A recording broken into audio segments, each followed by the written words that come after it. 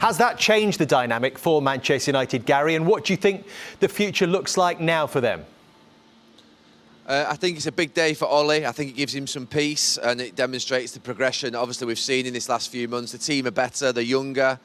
I think they can play a different way now than they could at the start of the season. They were really basic, I think, in Ole's sort of first 6 months or so this season, in the sense that they just played counter-attack, and as soon as you dealt with that counter-attack, you basically, they couldn't break teams down that dropped deep. I think with Fernandes now coming into the squad and obviously Pogba, Greenwood emerging, they look like they can play different ways and win games different ways.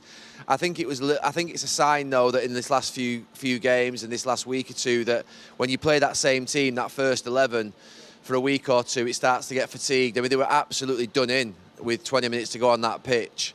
And that just demonstrates that they need more players in the squad. The last time United finished in the top 3 was under Jose Mourinho, and they spent 170 million that summer and obviously didn't invest it as wisely as they have done in this last year. United need to invest that money again, but do it correctly this time to get anywhere near Liverpool and City. That squad does need improvement, that team needs improving, but I think for Ole it was a big, big day. And what is doing it correctly, Gary? I'm interested to know, is it about trying to cherry-pick world-class players, maybe 2 or 3 to go straight into that first team?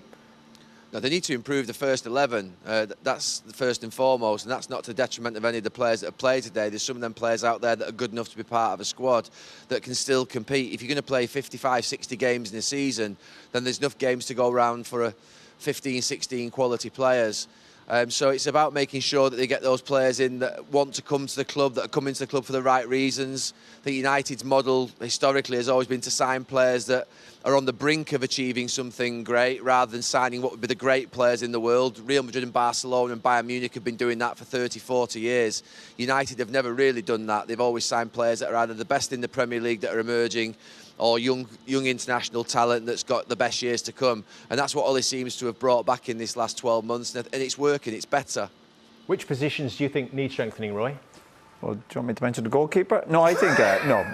I think Ole, I think they need another centre-half. I think certainly need 1 or 2 defenders. Gary made the point there about when you're at a big club like United, you want options basically all over the park. And I think they'll need another probably striker. They'll be looking at that. We're talking about Greenwood coming through, but he's still a young player, finding his way. But the key is, we talk about recruitment, and it just rolls off the tongue. It's easier said than done. To me, it's about getting the, obviously, quality players, but the right characters. We've seen Fernandes come into the club, clearly a very good player, but it comes across as a really good pro, decent person, and all that helps. So that's the key, for Ole.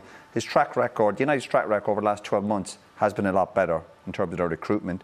If they can continue that over the next year or two, then they'll certainly close the gap on City and Liverpool. I think you wanted to mention the record as well, didn't you, Mike? A record for the amount of penalties won in a single season that Manchester United have broken today. That's 20 in all competitions. 14 is a new Premier League record. Well, come on, it is a bit ridiculous. 14! 14! I don't know what Gary thinks of that, but it is a bit excessive, don't you think? I think most of them have been penalties. I mean, the one at Villa the other week was a little bit dodgy, but I think the one today was definitely a penalty. They do have players who can commit. I mean, they say this about the big teams, they get more penalties. They get more penalties because they're in the box more and they've got better players who commit basically defenders more. It's simple as that.